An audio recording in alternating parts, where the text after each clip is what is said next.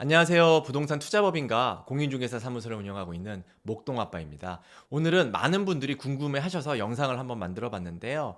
과연 목동 재건축 아파트들은 정권이 바뀌게 되면 재건축 속도는 어떻게 될지에 대해서 한번 객관적으로 알아보는 시간을 갖도록 하겠습니다. 먼저 정권이 바뀌게 되면 목동 재건축에 전혀 영향이 없는 것은 아니겠지만 그 미치는 효과가 굉장히 미비하다라고 생각을 합니다. 왜냐하면 목동은 이미 정부에서 영향을 줄 수 있는 그런 단계들을 지났기 때문입니다. 재건축 단계는 첫 번째로는 먼저 안전진단을 통과를 해야 되고요. 그 다음에는 정비구역이 설립이 되고 그 이후에는 조합이 설립이 됩니다. 그리고 사업시행인가 관리처분 인가 후에 이주 및 착공을 하게 되는데요. 이 모든 단계 중에 정부가 영향을 미칠 수 있는 단계는 안전진단 통과밖에는 없습니다. 이 안전진단을 평가하는 기준에는 건물의 안정성 및 노후도 그리고 실거주 요건 등을 따지게 돼 있는데요. 지난 정부에서 재건축 안전진단 평가 기준을 노후도나 주거 편의성 이런 것보다는 건물의 안정성 비중을 높여서 한동안 목동 단지들은 안전진단 통과가 안 됐었거든요. 그래서 한 4, 5년 정도의 시간이 스탑되어 있는 상태였습니다. 즉 정부에서는 이런 안전진단 비율 조정을 통해서 재건축 속도를 늦출 수도 있고 재건축 속도를 빠르게 할 수 있는 그런 권한이 있었는데요.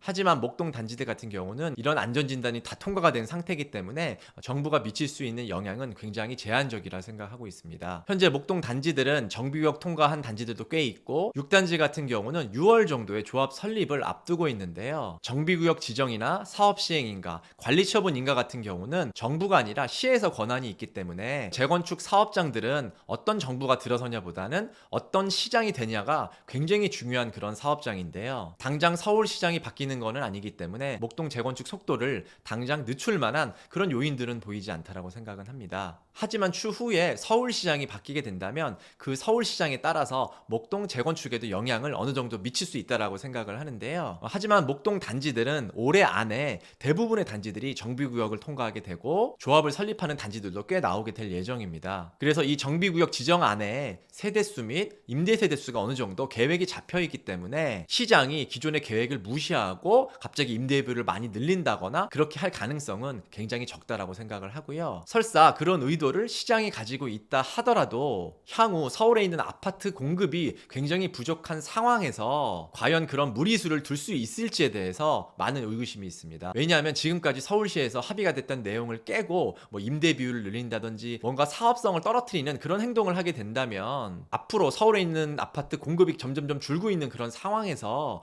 오히려 기존 집값에 불을 붙일 수 있는 그런 정책이 될 수 있기 때문에 어떤 시장이더라도 그렇게 공급을 억제하는 정책을 쉽게 할 수 없다라는 생각을 하고 있습니다. 그리고 어떤 분들은 재건축 초과이익 환수제가 더 강화되지 않겠냐 뭐 이런 말씀도 하시는데 재건축 초과이익 환수제에 대한 그런 법안은 정부가 하는 게 아니라 입법권을 가지고 있는 국회에서 하는 거기 때문에 민주당 계열이 200석 가까이 현재 가지고 있는데요. 향후 정권이 바뀌더라도 지금 같은 의석수는 그대로 유지되는 거기 때문에 현재 있는 재건축 초과이익 환수제에서 아주 크게 바뀔 가능성은 적다라고 생각을 합니다. 저는 오히려 정권이 바뀌게 된다면 정부가 컨트롤할 수 있는 부분 즉 양도세, 보유세 이런 구간들을 조금 건드릴 가능성이 높거든요. 즉 초고가 주택이 많이 밀집되어 있는 그런 곳들이 영향을 크게 받을 수 있다라고 생각을 하고 있고요. 또한 정부에서 이제 할 수 있는 것들은 앞으로 서울시에 있는 공급이 점점 줄기 때문에 오히려 정부나 정부 기관에서 땅을 많이 가지고 있는 그런 곳들이 영향이 클 수 있다라고 생각을 합니다.